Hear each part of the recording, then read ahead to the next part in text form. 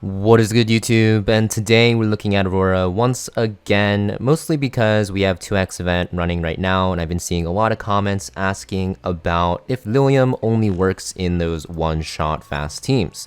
So you guys probably know by now that if you go to rankings, you'll see that Liliam is in pretty much like every single one-shot team. Actually, she's in every single one, literally, which is crazy because she's really good at one-shotting bosses, and people are wondering if you can actually use her in a slower team for Aurora. And the answer is yes, and I'll be showing you guys how you guys can do it very easily with just free-to-play characters around her. You don't even need Lily or anything like that. You just need good characters that synergize with her and for the boss. So basically, the reason why she's so good even in slower teams is yes, she does massive damage, which is great for just chunking the boss early on, so you can actually speed up the run a bit. But also because she has a lot of sustain with her S1, which will make it so that it's harder to kill her compared to something like a Diting and even a Yelly. And also because of the fact that she has an attack buff, so you don't actually have to run an attack buffer on your team, and you can replace that slot with another dedicated healer or damage mitigator to make your runs more stable. And on top of that, she has a speed buff, but you're going to see that you're probably going to want to bring a speed buff regardless, because since you're kind of just sustaining through the boss fight, since the boss is mostly a heal check, you do want speed buff on your entire team.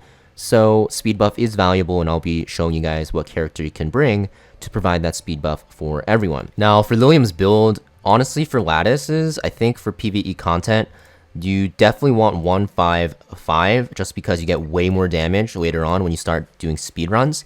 S1 is also very good because you get extra lifesteal, but you don't really need the lifesteal, to be honest. You're going to be S3 and S2ing more often than just S1ing, especially if you don't have Lily on your team. So you can leave S1 at level 1 for now. You will want to max this eventually, though, for PvP content. If you are very low on lattices, I would just say get your S3 up and, just keep your S1 and S2 at level 1. It should still be okay, but you're probably not going to be able to do speed runs until you max out the S2 at least. For her build, it's very simple. You just put her on crit rate, crit damage, and you're going to want to run her on Kenai, Fury, Fury Edge for this team.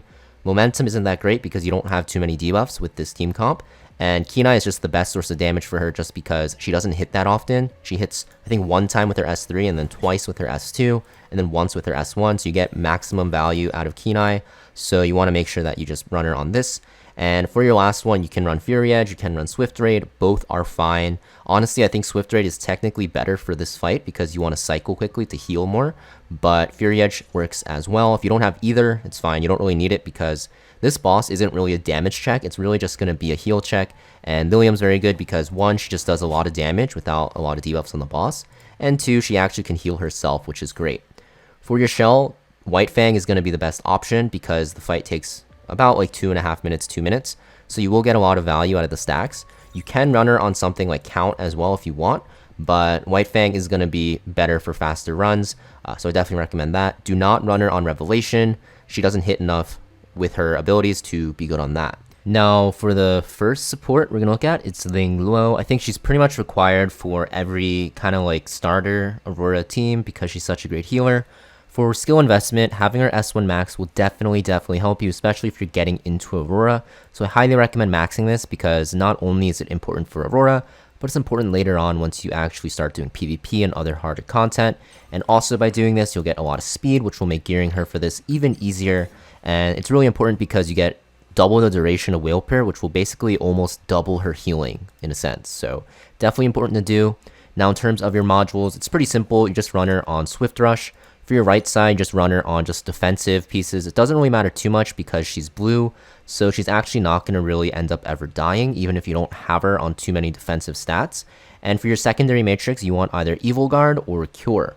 Now, Cure will be better because Cure actually heals 25% extra. Evil Guard is only 12%, and you're getting F-Res, which is not really relevant in PvE content, especially, just in PvE content, like F-Res is pretty useless. So Cure is a lot better, so if you have it, go for it. Definitely want either or though because you need the extra healing. And for your shell, you're going to want to run her on Supernova, which is from Sharon. You can run her on something else like Gigabyte if you really want, but Supernova is by far the best for her in this dungeon because it will empower your healing, it will make your S3 heal a lot more, you get a heal over time, and it's very important to actually have this on her to boost her healing output in this boss. Now, usually when people run Ling Luo, they have her go before everyone, which we're going to do anyways, and then they S3 with the supernova, and that will most of the time take off the entire curse shield from the boss, which is basically that heal absorb that makes you not take more damage, but do less damage. And the way you do this is just by having her either at like 2 dupes, which I don't have, or you have her on Cure and Evil Guard and like the second passive, but it's going to be really hard for you newer players to do that, so that's why we're going to run her with another healer, which also helps with that problem, but will make your runs more consistent anyways. Now, in terms of your speed, just make her as fast as possible. I can honestly get my Ling Luo to like 290, 300 speed for this dungeon, for this team, but I decided to just kind of tone down her speed a bit because it's more realistic. But the faster you get her, the more consistent your runs will be, so it's very important that you get her as fast as possible. Now, we also have another healer. You're going to want Chiaki. Chiaki is a very good healer here. You can see mine's maxed out. The only skills you really need to upgrade is her S3 and also her S1, ideally. But just her S3 should be good enough. And the reason why is because this Origami Guardian, if you increase the amount of stacks it gives, it's really powerful because this buff just makes you take 35% less damage from an attack. And because the boss does a lot of AoE damage, you're basically giving your team 3 turns of 35% damage reduction, which is insanely strong. And she also heals a lot. This heals actually more than Ling Luo's S3, which makes her a very good healer. So you definitely want to make sure that you max out her S3 at the very least.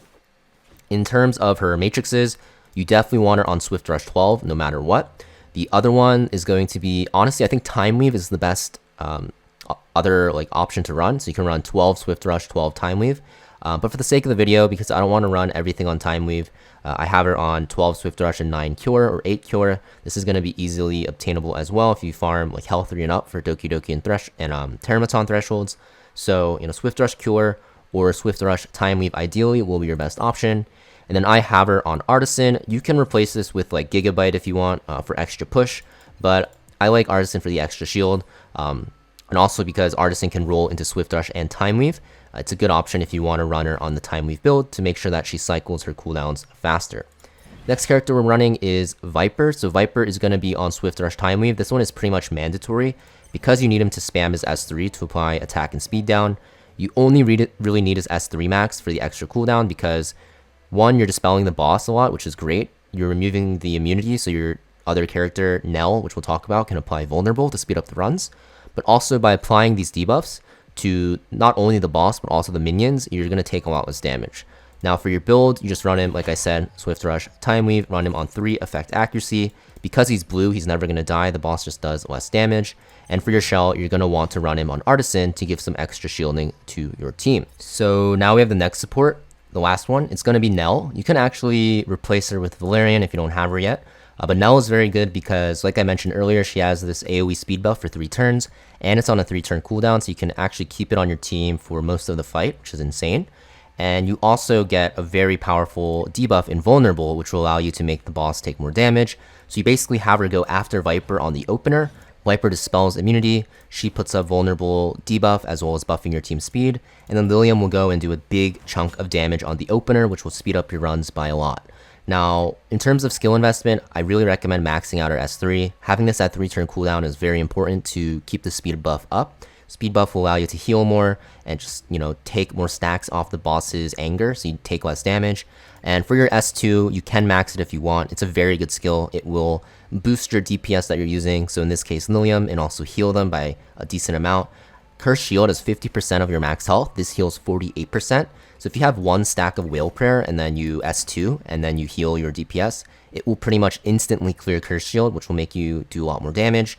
And you also, of course, CR push them, turn meter push them by 80%, which is insanely, insanely strong. S1 not really required. It's nice to have, but you know, not required. You do get speed from it, so you will eventually want to get it if you use Nell a lot. But for the most part, you know, S3 is definitely required. S2 is definitely nice to have. I want to say it's pretty much required, but I don't think it's actually necessary, so you don't really need it. But for your modules, you want to run, similar to Chiaki, 12 Swift Rush and 12 Time Weave. I can run 12 Time Weave if I really wanted to, but for the sake of the video and to make it less, you know, intensive, like gear intensive, I guess, on the surface, I decided to just not run her on it. But Swift Rush with Time Weave is the best because you can reduce the cooldown of your S3 and pretty much keep speed buff on your team permanently, and Yeah, it's very important because you're actually not going to be the fastest on your team with Nell. So if you don't have Time Weave, you can't keep up speed buff 100% of the time. But you can see, Swift Rush by itself is fine. The other matrix won't really matter too much. You just want to make sure she's on 2 effect accuracy if you're running her on 6 Time Weave or higher, because 6 Time Weave gives you 18%. If you're not running her on 6 Time Weave, you're probably going to want to run her on 3. If you're finding that she's dying, you probably just want to run her on 2 anyways without the Time Weave. But the reason is because you want a decent amount of effect accuracy, because this debuff is super strong. So if you actually land it, it speeds up the run by a lot on the opener, which you'll see. In terms of her shell, I like Gigabyte. If you're finding that your team is dying, you can run Artisan. The reason why I like Gigabyte is because she won't be the fastest on your team. So if you have her on a shell that helps her cut, she can actually cut in front and keep speed buff on your team permanently. So that's another fix to not having 12 Swift Rush and 12 Time Weave.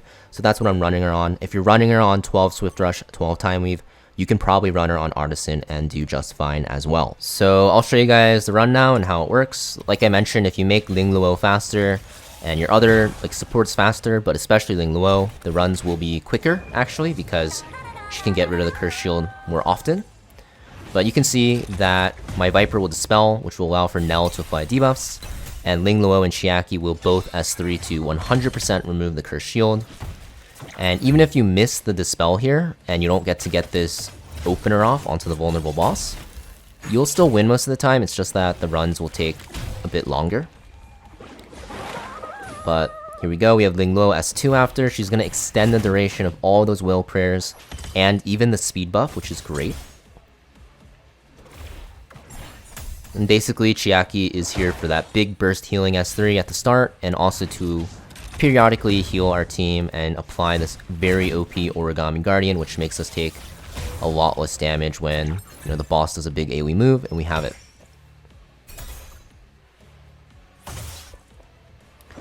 You can see my Liliam, because we have her with 2 healers and Nell, which is like a semi-healer, and because she also has built-in lifesteal and a speed buff for herself, which I guess the team already provides for her, she is able to cycle very quickly, just permanently be topped off, and just not really take a lot of damage.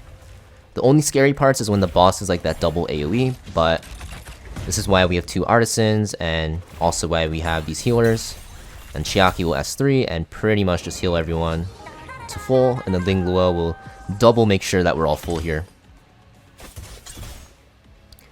But you can see this turn meter pushing from Nell is very, very valuable. Same with the speed buff, because it allows us to have max uptime on not being inflicted with Curse Shield, because this Curse Shield will make you do 90% less damage if you see here. So it's very important not only to get rid of the heal absorb, but before your DPS takes their turn to get it off, because otherwise your DPS just ends up doing negative damage and the runs just take obnoxiously long.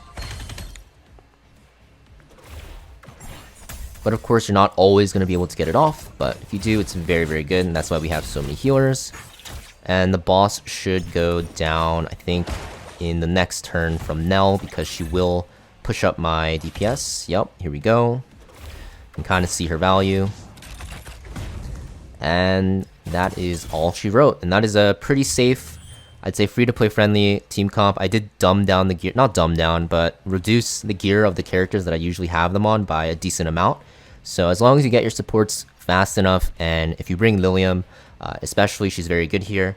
But this is pretty much the team comp that you want to run for this, and it'll make it very, very easy to get into Aurora farming. But yeah, thank you for watching, guys. Hopefully you guys get good drops, and I'll see you guys next video. Peace.